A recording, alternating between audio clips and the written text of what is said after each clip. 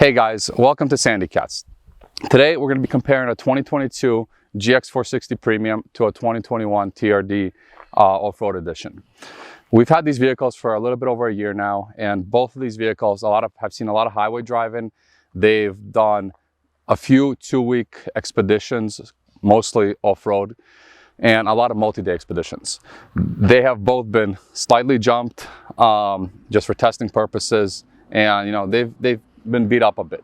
So both these vehicles are pretty much fully modded out to where I think you want to be modded out to for, to tackle all type of terrain where you're not going crazy on overbuilding it. The GX is on 35s, the 4Runner is on 34s, and the only reason for that is because the same amount of effort it takes to put 35s on a GX is the same amount of effort it takes to put 34s on a 4Runner. Once you get to 35s, there's a lot more work that needs to be done. So I'll have a full mod list at the end of the video, but that's pretty much it. These things are built as close to evenly as possible.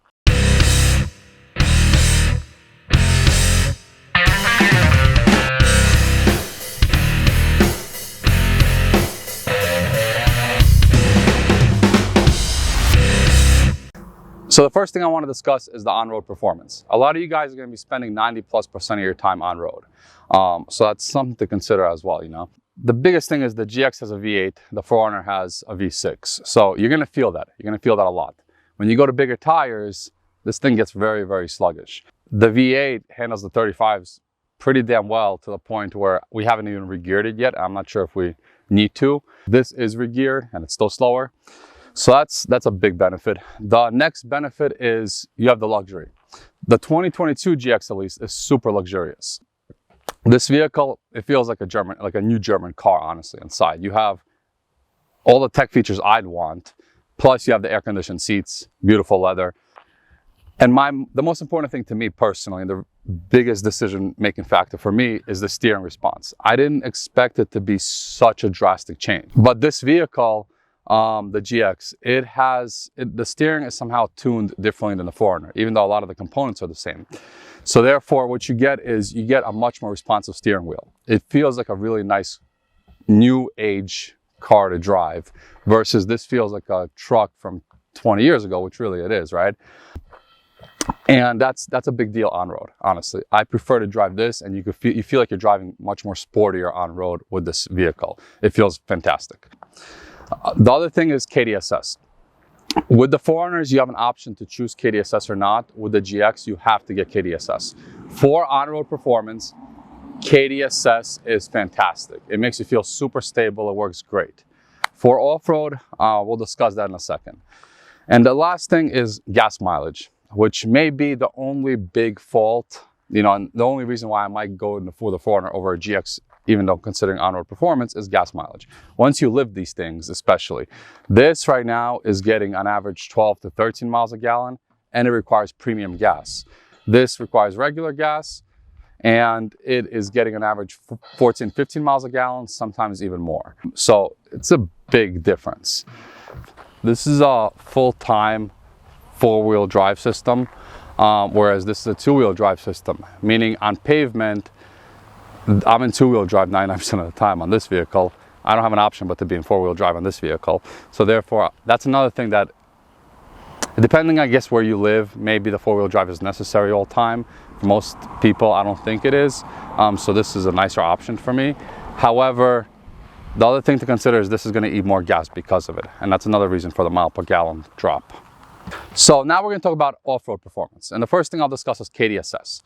My 2019 4Runner, after tearing my hair out, I ended up pulling the KDSS system out of the vehicle. This 4Runner we purchased specifically without KDSS. GX doesn't give me that option. So if I want to get rid of KDSS, I got to pull it out. It's not hard to pull out, it's pretty easy. KDSS is a controversial topic, so I'll kind of address it a little bit now. KDSS is better than sliced bread on road. It's awesome, it's fantastic.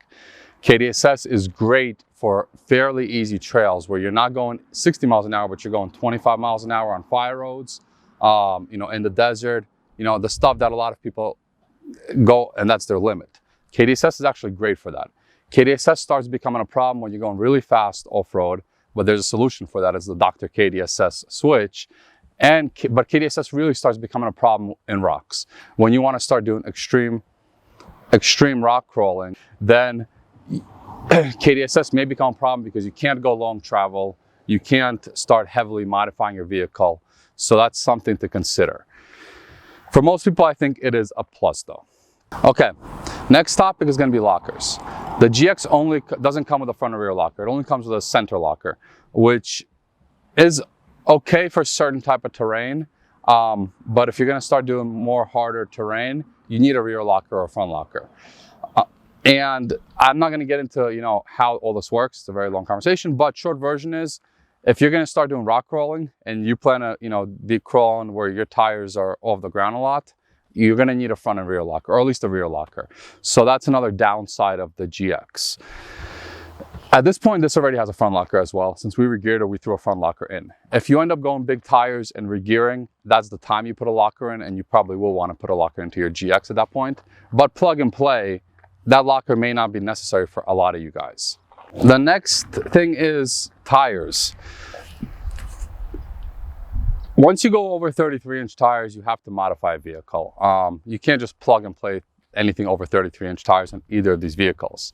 But you're not doing anything extreme to go a little bit bigger.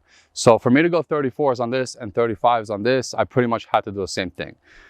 And I'll make a video on that. But the short version here is, a GX will let you get 35s on it versus a 4Runner will let you get 34s on it before you have to start going into the extremes.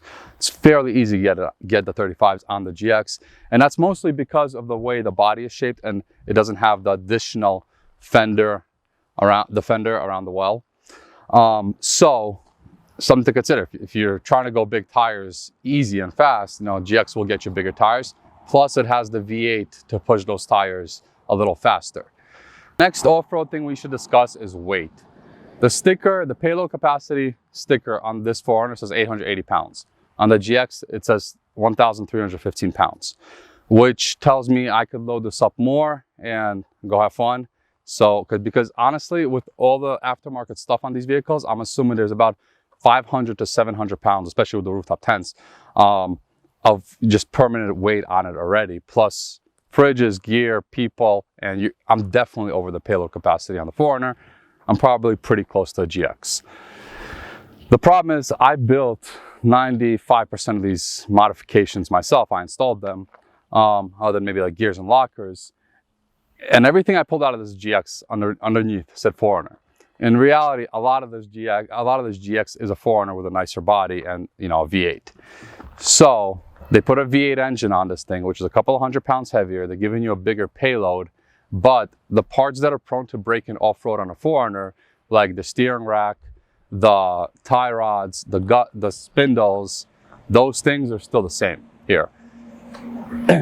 So therefore, that's something to consider as well. You're probably, if you start off-roading this and taking this on certain type of trails, especially, more advanced trails, you're probably gonna have to do certain upgrades much faster, and some of those upgrades are not cheap at all. This vehicle, we bent the spindle. The top is bent right now by about 1 inch. We're waiting for a gusseted spindle to come in, and it was on a very easy obstacle that honestly I would never expect a spindle to bend, especially if I was in this 4Runner. So the weight of that engine up front and everything we did to it, of course, on bigger tires, makes certain parts here weaker if you put basically the same parts here. And maybe it's because of that payload sticker as well, because you're putting more weight in. That's just something to consider. Again, that wouldn't deter me from buying this vehicle, not even close, but it would tell me that I'm probably going to have to do certain upgrades much faster than most people expect to do them if you're going to off-road. Let's talk about one other issue in general for off-roading. Once you start putting more weight and bigger tires on any vehicle, you need to start monitoring your transmission temperatures. Neither of these two vehicles have gauges, so you need to put something aftermarket. I use Scan Gauge.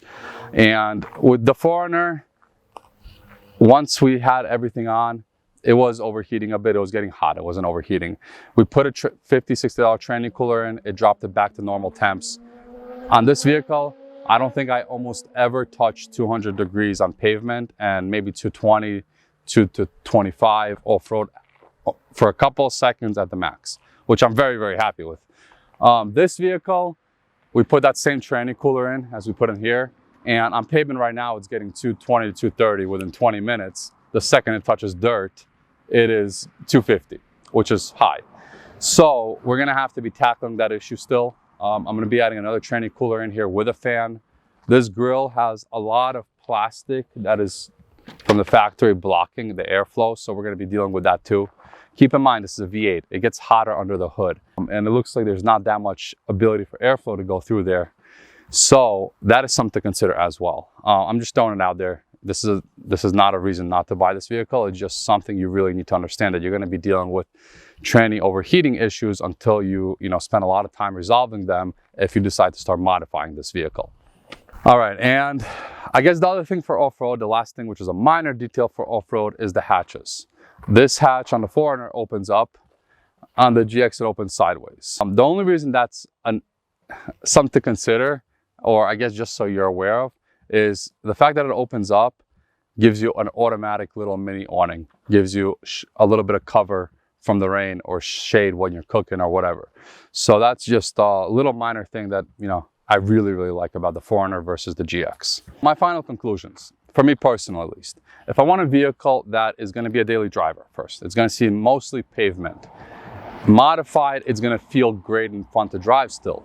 This feels great and fun to drive on 35s because the steering wheel input, I guess, somehow makes it so you don't feel the floatiness of the 35s. It still drives almost like it's stock, honestly. Whereas this vehicle on 34s, that steering wheel really doesn't feel that good on 34s. It's not as fun to drive. I want a vehicle that I can still go on, 2 weeks, even if I want to, with the family on overlanding trips, expeditions, whatever. Especially if I'm alone, that means I'm not going on hard trails. And that's going to be a life of the vehicle. It's going to be a daily driver and a weekend getaway vehicle, or maybe even once a year, twice a year, 2-week-long expeditions with the family on beautiful, gorgeous roads, off-road roads. I take this vehicle and I wouldn't even think twice about it. However, if you want a vehicle that is going to slowly be getting built and built up, and that you want to start increasing the difficultiness of the off-road terrain you're going to, some that you want to climb on rocks with, and you don't want to spend a ton more money after you buy it from the factory, this is the vehicle I'd get. It already comes with the rear locker, doesn't have the V8, which means it's not going to be as heavy on those steering components that are fairly weak. So this is going to be much cheaper in the long run if I want to do harder trails. Now, if you have the money and you really want to go crazy, then I'd go back to this for off-road stuff, right?